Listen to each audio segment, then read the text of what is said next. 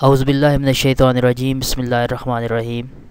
अस्सलामु अलैकुम दोस्तों, माई सेल्फ़ मोहम्मद उस्मान हामिद, और आज मैं आपके सामने फ़ेडरल पब्लिक सर्विस कमीशन का इम्तिहान किस तरह से पास किया जाता है उसके बारे में प्रॉपर्ली डिस्कस करूँगा, क्योंकि मैंने ख़ुद पहले SST का जो फ़ेडरल पब्लिक सर्विस कमीशन के थ्रू एग्ज़ामिनेशन है वो अल्हम्दुलिल्लाह क्लियर किया हुआ है।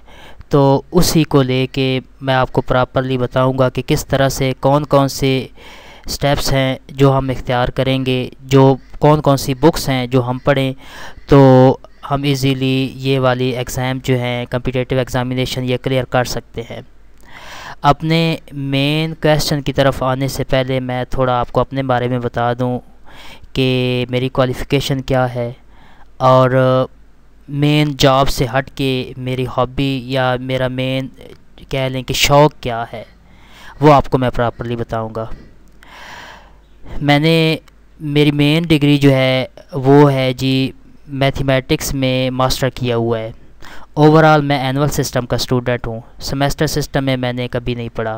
पहले FSc फिर BSc और फिर MSc मैंने की है। इसके अलावा अभी फ़िलहाल जो है वैसे ही शौकिया तौर पर मैं पाकिस्तान स्टडीज़ के अंदर अपने नॉलेज के में इजाफ़ा के लिए मास्टर्स कर रहा हूँ सरगोदा यूनिवर्सिटी से। MSc भी मैंने सरगोदा यूनिवर्सिटी से की थी एज अ रेगुलर स्टूडेंट, लेकिन अभी जो पाकिस्तान स्टडीज़ के अंदर मास्टर है मैं प्राइवेट कैंडिडेट के तौर पर जो है अपनी तैयारी कर रहा हूँ। इसके अलावा मैंने अल्लामा इकबाल ओपन यूनिवर्सिटी से B.Ed किया हुआ है। अपने शौक़ की बात करूं, जैसे कि मैंने पहले बताया आपको, तो मेरा मेन फोकस आप लोग जो कि जानते हैं कि अभी सेमेस्टर सिस्टम हमारे एजुकेशन सिस्टम के अंदर जो है एजुकेशन फील्ड के अंदर नया इंट्रोड्यूस सिस्टम हुआ है। पहले एनुअल सिस्टम था, उस पर बहुत से लोगों ने वर्किंग की हुई है, लेकिन जो सेमेस्टर सिस्टम है BS वगैरह, इसमें हमारे पास अगर गवर्नमेंट यूनिवर्सिटीज़ की बात की जाए तो प्रोफेसर जो हैं वो लेक्चर देते हैं, आउटलाइंस को दे के अपनी मर्ज़ी की कोई एक बुक जो है वो फॉलो करके उस पर प्रॉपर्ली वर्क कर लिया जाता है, उसी को पढ़ा देते हैं और स्टूडेंट्स अपने नोट्स बनाकर वो उसी को लेके पेपर्स देते हैं। लेकिन अगर बात की जाए प्राइवेट सेक्टर की, क्योंकि मैं जो है ख़ुद प्राइवेट सेक्टर में पढ़ाता रहा हूँ यूनिवर्सिटी क्लासेस को भी, तो मैंने फ़ील किया है कि हमारा जो सेमेस्टर सिस्टम है इस सिस्टम में वर्किंग नहीं की गई।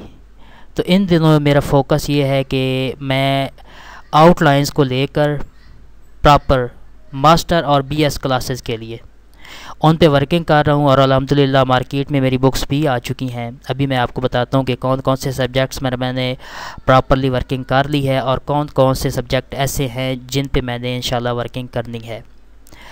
तो बुक्स बताने से पहले मेरा जो मेन फोकस है वो ये है कि हमारे जो सिलेबस होते हैं यूनिवर्सिटी क्लासेस के, उनमें अमूमन फ़ॉरेन ऑथर्स की बुक्स लिखी होती हैं। हर एक ऑथर का अपना क्राइटेरिया होता है और अपने सिंबल्स वो यूज़ करता है, जो हमारे लिए पाकिस्तानी वर्जन स्टूडेंट्स जो हैं इनके लिए किसी हद तक मुश्किल हो जाता है। तो मेरा मेन फोकस ये है कि मैं आउटलाइंस को देखकर एक तो उन्हें प्रॉपर्ली कंबाइन करूं, क्योंकि ये होता है कि रिकमेंडेड बुक्स ऑलमोस्ट 5 से 6 होती हैं। तो होता ये है कि हर एक कुछ डिफरेंट आउटलाइंस जो हैं हर एक बुक में अलग अलग मौजूद होती हैं। तो मैं ये कह रहा हूँ कि रिकमेंडेड बुक्स को लेकर और मेन वो बुक्स जो कायद-ए-आज़म यूनिवर्सिटी और पंजाब यूनिवर्सिटी और सरगोदा यूनिवर्सिटी के अंदर पढ़ाई जा रही हैं उनको लेकर मैं प्रॉपर्ली कंबाइन कर रहा हूँ और अपनी अलग से जो है पाकिस्तानी वर्जन के अंदर बुक्स, जिस तरह से मतलब उनमें इजी लैंग्वेज भी हो और प्रॉपर मेथड और साथ में एक्सरसाइज वगैरह जो है सॉल्व वो मार्केट के अंदर लाना चाह रहा हूँ ताकि स्टूडेंट्स को आसानी हो जाए। तो इस हवाले से जो मेरे वर्किंग कंप्लीट हो चुकी है वो मैं आपको दिखा देता हूँ। एक तो मैंने कम्प्लेक्स एनालिसिस पर प्रॉपर्ली वर्क कर लिया है अल्हम्दुलिल्लाह। वो मैंने जो है रिकमेंडेड बुक्स जो हैं जो बुक्स यूनिवर्सिटीज़ के अंदर पढ़ाई जाती हैं वो प्रॉपर्ली कंबाइन करके उनकी एक अलग से बुक बना दी है। इसके अलावा डिफरेंशियल जियोमेट्री ये भी हर एक यूनिवर्सिटी में टीचर्स जो है अपनी मर्ज़ी का पढ़ा देते हैं। गवर्नमेंट में तो काम चल जाता है, लेकिन प्राइवेट सेक्टर की बात की जाए तो फिर उसमें थोड़ा डिफ़िकल्टीज़ होती हैं कि हमने पूरा सिलेबस पढ़ाना होता है। तो इसलिए मैं उसको जहन में रखते हुए प्रॉपरली वर्क कर रहा हूँ, और डिफरेंशियल ज्योमेट्री भी मैंने कंबाइन कर ली है। इस तरह से बात की जाए न्यूमेरिकल एनालिसिस की, न्यूमेरिकल एनालिसिस मैंने प्रॉपरली वर्क कर लिया है, और ये जो है मार्केट में बुक्स आ चुकी हैं। पार्शियल डिफरेंशियल इक्वेशन, PDEs भी बोला जाता है, इस पे प्रॉपरली वर्किंग हो चुकी है, और ये कंप्लीटेड फॉर्म के अंदर जो है मार्केट में आ चुका है। कम्प्लेक्स एनालिसिस, अभी इन्हीं दोनों मैंने काम कंप्लीट कर लिया है। अभी ये बुक पब्लिश करवानी है इंशाल्लाह, लेकिन ये फ़िलहाल जो है मेरे पास कंप्लीट हो चुकी है, अभी इसे शो करना है, लेकिन मुकम्मल हो चुकी है। अब जो नेक्स्ट है topology a vision about shape, मेरी न्यू बुक का नाम है। इंशाल्लाह इस पे मैं वर्किंग जारी है, और ये इंशाल्लाह बहुत जल्द आ जाएगी। अलजबरा मेरे जहन में है, फ़िलहाल मैंने इस पे वर्किंग नहीं की। इसमें आपका अलजबरा 1 होता है, अलजबरा 2 और मॉडर्न अलजबरा, या यूँ कह लें कि लीनियर अलजबरा, एब्स्ट्रैक्ट अलजबरा, या यूँ आप कह लें कि ग्रुप थ्योरी है और रिंग थ्योरी है। तो इस पे प्रॉपरली वर्किंग इंशाल्लाह करनी है मैंने। जी, अब हम अपने मेन क्वेश्चन की तरफ आते हैं कि हम किस तरह से पेपर अटैम्प्ट करें, और तो हम किस तरह से कामयाब हो सकेंगे। मेन क्वेश्चन ये है। तो इसके लिए सबसे पहले तो ये है कि आपको अपनी जो सोच का ज़ाविया है वो हमेशा मस्बत रखना है, ऑप्टिमिस्टिक अप्रोच होनी चाहिए। अमूमन ये होता है कि डी ट्रैक करने वाले बहुत सारे लोग मौजूद होते हैं हमारे इर्द गिर्द। हमें ये कहा जाता है सबसे पहले कि सीट्स बहुत कम है, अप्लाई ही ना करें। दूसरी बात ये कही जाती है कि यहाँ बहुत कम चांसेस होते हैं कि हम सिलेक्ट हो सकें। इसी तरह से ये एक और बात की जाती है कि हम पास ही नहीं कर सकते। तो इसलिए ये सब बातें जो हैं आपने एक साइड पे रख के अपनी प्रॉपर तैयारी जो है वो रखनी है। और जो ये है कि बार बार मैं कह रहा हूँ कि ऑप्टिमिस्टिक अप्रोच जो है वो आपने हमेशा से अपनानी है, हमेशा मस्बत सोचना है। नेगेटिव थिंकिंग, डी ट्रैक करने वाले लोगों को अवॉइड ही करना है। इसके बाद ये है कि आपने जब पेपर आपके पास आ जाएगा तो टाइम मैनेज प्रॉपरली करना है। 100 मार्क्स होंगे, MCQ 100 MCQ होंगे, 90 मिनट्स जो हैं वो आपका टाइम होता है। तो अब ये आपने ख़ुद से मैनेज करना है कि किस तरह से आप पेपर सॉल्व करें कि पेपर भी पूरा अटैम्प्ट हो जाए और पेपर सारे का सारा अटैम्प्ट हो जाए। और दूसरा ये है कि पेपर जो है कम्प्लीटली बिल्कुल एग्जैक्ट अटैम्प्ट हो, उसमें मिस्टेक्स बहुत कम से कम हो।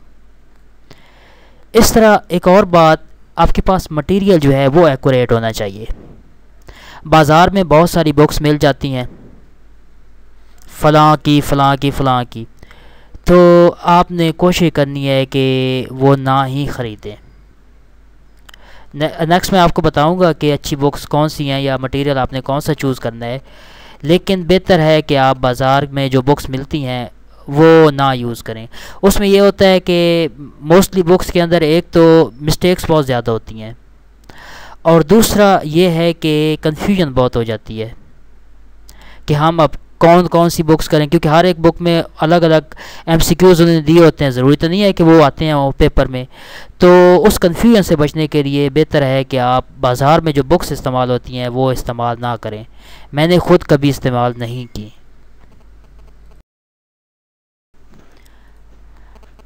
नेक्स्ट एक क्वेश्चन है कि SST मैथमेटिक्स की अगर बात की जाए तो उसका मार्क क्राइटेरिया या उसमें कौन कौन से पोर्शन आते हैं और किस किस सब्जेक्ट में से या कौन कौन सा मटेरियल जो है पेपर में आता है। मैंने चूँकि मैथमेटिक्स का पेपर दिया था तो उसकी पहले बताता हूँ, फिर उसके बाद ये है कि आपको मैं जनरल जो SST का मार्क क्राइटेरिया है वो भी अलग से बताऊँगा।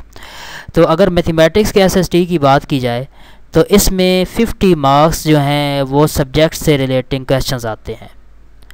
50 नंबर्स जो हैं ये मैथमेटिक्स। और दूसरी एक और बात आपको मैं बताता चलूँ कि यहाँ अगर हम फेडरल पब्लिक सर्विस कमीशन के पेपर्स की बात की जाए और उसमें मैथमेटिक्स की बात की जाए तो इसमें आपके पास क्वेश्चन जो हैं वो बेसिक मैथमेटिक्स से आएंगे, या यूँ कह लें कि इंटर या उससे पीछे मैट्रिक और ग्रेजुएशन लेवल तक क्वेश्चंस आते हैं। मास्टर में से शायद वो टच ही करें, लेकिन अमूमन जो है वो आपके पास जो फर्स्ट 2 सेमेस्टर्स या ग्रेजुएशन तक जो आप पढ़ चुके होते हैं उसी में से क्वेश्चन आते हैं।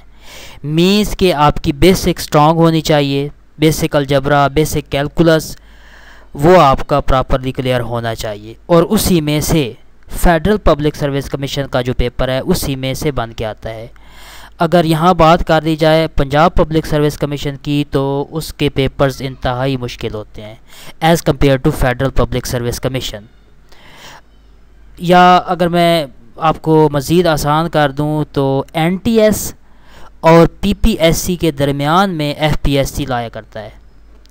ये NTS की निस्बत मुश्किल है, लेकिन PPSC की निस्बत आसान है फेडरल का क्वेश्चन पेपर, इसलिए आपने इस बात को जहन में रखना है। बाकी तैयारी तो आप लोगों ने खुद करनी है, बाद में भी काम आ जाती है। PPSC में भी ऑप्सो सब अप्लाई करते हैं, इन दोनों भी पेपर्स चाह रहे हैं, PPSC के लेक्चरर के भी आए हुए हैं, तो इसलिए तैयारी तो सब रखते हैं। लेकिन इसके पेपर्स की बात की जाए, इसमें MCQ जो आते हैं वो बेसिक मैथमेटिक्स से आते हैं, इसलिए आपकी बेसिक स्ट्रॉन्ग होनी चाहिए, इंटर और ग्रेजुएशन।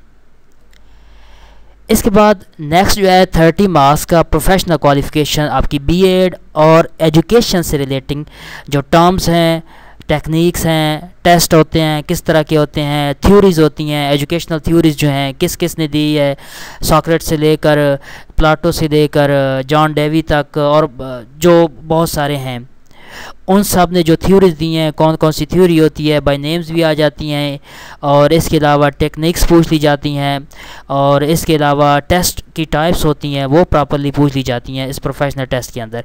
इसके लिए पेडागॉजी की बुक्स जो हैं, पेडागॉजी बुक्स बहुत सारी मिल जाती हैं, वो कोई एक आध जो है आप, या BEd अगर आपके पास मौजूद है तो उसकी भी अच्छी बुक्स 1-2 मिल जाती हैं, वो आप लोग प्रॉपरली पढ़ लें तो आपको आसान हो जाएगा। प्रोफेशनल क्वालिफ़िकेशन आपका ये वाला पोर्शन जो है इजीली क्लियर हो जाएगा। इसके बाद आपकी इंग्लिश स्ट्रांग होनी चाहिए। 20 मार्क्स की इंग्लिश ग्रामर आती है, कुछ भी हो सकता है इंग्लिश ग्रामर में, active voice, passive voice, direct, indirect, synonym, antonyms and so many others. और ये भी कहा जाता है कि ये वाला पोर्शन आप लोगों ने लाजमन क्लियर करना होता है, अगर ये फ़ेल हो जाए तो आपका हो सकता है कि पेपर वो फ़ेल कर दें, इसलिए इंग्लिश वाला पोर्शन आप लोग प्रॉपरली और फुल अटेम्प्ट करना है, कोशिश करनी है। अगर हम SST जनरल की बात करें जो कि इन दिनों चल रहे हैं, अभी आप लोगों के पेपर भी होने हैं, तो इसमें 80% प्रोफेशनल क्वालिफ़िकेशन से रिलेटिंग आपके क्वेश्चंस आते हैं। अभी मैं आपको बताता हूँ कि आपने कौन कौन सी बुक्स फॉलो करनी है अगर आप लेना चाहते हैं तो, वरना अगर बुक्स नहीं लेनी तो फिर आप लोग BEd अगर कर चुके हैं तो BEd की बुक्स जो हैं एक दफ़ा पढ़ लें तो काफ़ी कुछ क्लियर हो जाता है, क्योंकि इसमें काफ़ी थ्योरीज़ होती हैं, टर्म्स होती हैं, वो आप लोग, और मेथड जो हैं टीचिंग मेथड्स, वो आप लोग अगर प्रॉपरली एक दफ़ा पढ़ लें तो आपका काफ़ी क्लियर हो जाता है। तो अब जनरल SST की बात की जाए तो इसमें 80% जो है क्वेश्चंस वो प्रोफेशनल क्वालिफ़िकेशन से रिलेटिंग आते हैं, और इसमें भी 20 मार्क्स का इंग्लिश ग्रामर जो है वो शामिल किया जाता है, इसलिए आपने मेन इंग्लिश पर भी फोकस करना है।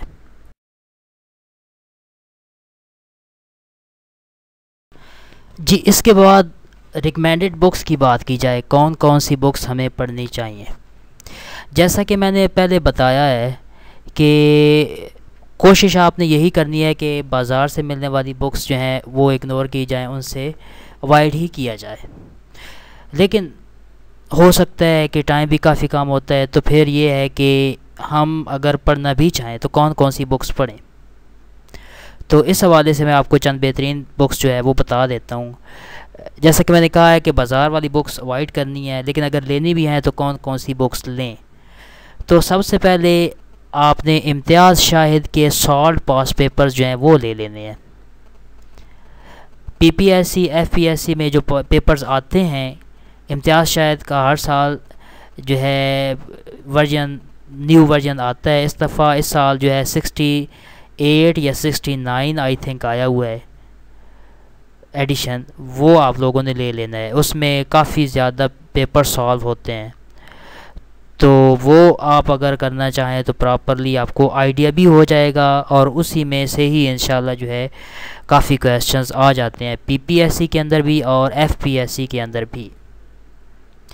इसके अलावा जैसे कि प्रोफेशनल क्वालिफ़िकेशन की बात मैंने की है, पेडागॉजी से मुतल्लिक़ बहुत सारी बुक्स मिल जाती हैं, लेकिन अगर आप कोई एक लेना चाहें तो मजीद बुक डिपो से उनकी सीरीज़ में क्वालिफाई सीरीज़ मिलती है, एम.एड के लिए भी, बी.एड के लिए भी। तो आपने क्वालिफाई सीरीज़ फॉर बी.एड वो ले लेनी है, उसमें काफ़ी क्वेश्चन जो हैं वो आपके क्लियर हो जाएंगे। और जैसा कि मैंने कहा है कि आप लोगों ने अपनी जो एकेडमिक बुक्स हैं, मटेरियल जो आपके पास मौजूद है, थोड़ा बहुत करके अपना टाइम टेबल बना के प्रॉपरली उसे भी रीड आउट कर लेना है, ताकि आपका कंसेप्ट भी बन जाए। पहले भी आपको कुछ आता होगा और ये है कि ये बुक्स पढ़ने से भी आपका काफ़ी क्लियर हो जाएगा।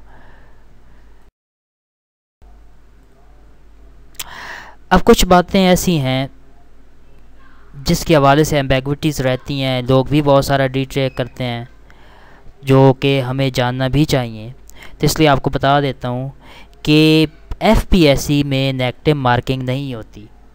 इसका बेनिफिट बहुत ज़्यादा है। इसका बेनिफिट ये है कि हम ऐसे क्वेश्चंस भी अटैम्प्ट कर सकते हैं जिनका हमें आइडिया नहीं होता कि इसका आंसर कौन सा होगा, मतलब उसका हमें नुकसान नहीं है। तो यहाँ आपको ये कहता चलूँ कि आपने पेपर जब फेडरल पब्लिक सर्विस कमीशन का पेपर अटैम्प्ट करना है तो कम्प्लीटली हर क्वेश्चन को अटैम्प्ट करना है, कोई भी क्वेश्चन आप लोगों ने छोड़ना नहीं है, मतलब कि उसका कोई ना कोई आंसर लगा देना है। इसका ये फ़ायदा होगा कि अगर आपने 5 क्वेश्चन ऐसे किए हैं तो हो सकता है उनमें से 2 या 3 तो ठीक हो जाएंगे। तो इसका ये फ़ायदा है कि इसमें नेगेटिव मार्किंग नहीं है और हम पूरे का पूरा पेपर अटैम्प्ट कर सकते हैं। यहीं अगर हम बात कर दें पीपीएससी की, तो पीपीएससी में 0.25 नेगेटिव मार्किंग होती है, तो इसमें हमें काफ़ी एहतियात करनी पड़ती है। तो इसमें यह है कि अगर हमें कोई क्वेश्चन नहीं भी आते होते तो हम वो छोड़ देते हैं, ताकि हमारा रिज़ल्ट जो है वो मुतासिर ना हो। तो इनके कंपैरिजन में बात करें तो एफपीएससी में नेगेटिव मार्किंग नहीं है, पीपीएससी के अंदर नेगेटिव मार्किंग है।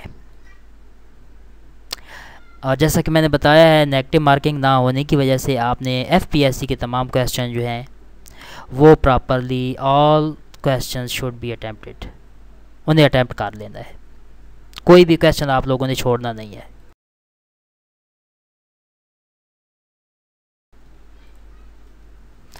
आखिरी बात, सब चीज़ों से हट के मेरा ख़ुद का यकीन है और होप सो आप लोग भी इस बात पर यकीन रखते हैं, इंसान जितनी मेहनत करता है उसका उसे सिला ज़रूर मिलता है। एक जगह ना मिले तो वो सेव हो जाता है, हो सकता है उसका अच्छा अजर जो है वो आपको मिल जाएगा। आप लोग मेहनत करेंगे, अगर आप लोग मेहनत हकीकत में करेंगे तो इंशाल्लाह इस पेपर के अंदर भी आप कामयाब रहेंगे। और अगर बाई चांस कुछ हो भी जाता है थोड़ा बहुत, तो इंशाल्लाह इसका अच्छा बदला आप लोगों को मिल जाएगा। अल्लाह ताला की ज़ात पर आप लोगों ने यकीन रखना है, अपनी पूरी मेहनत करनी है और इंशाल्लाह आपको इसका अजर भी ज़रूर मिलेगा। अल्लाह ताला आपको ज़िंदगी के हर मोड़ पर कामयाबियों और खुशियों से नवाजे। मेरे लिए भी दुआ कीजिएगा और मेरी दुआ है कि अल्लाह ताला आपको इस इम्तिहान में भी कामयाब करे और इसके बाद भी आपकी जो प्रैक्टिकल लाइफ है या प्रैक्टिकल लाइफ के बाद मींस हियर आफ्टर आप हमेशा कामयाब व कामरान रहें। अस्सलाम वालेकुम, अल्लाह हाफ़िज़।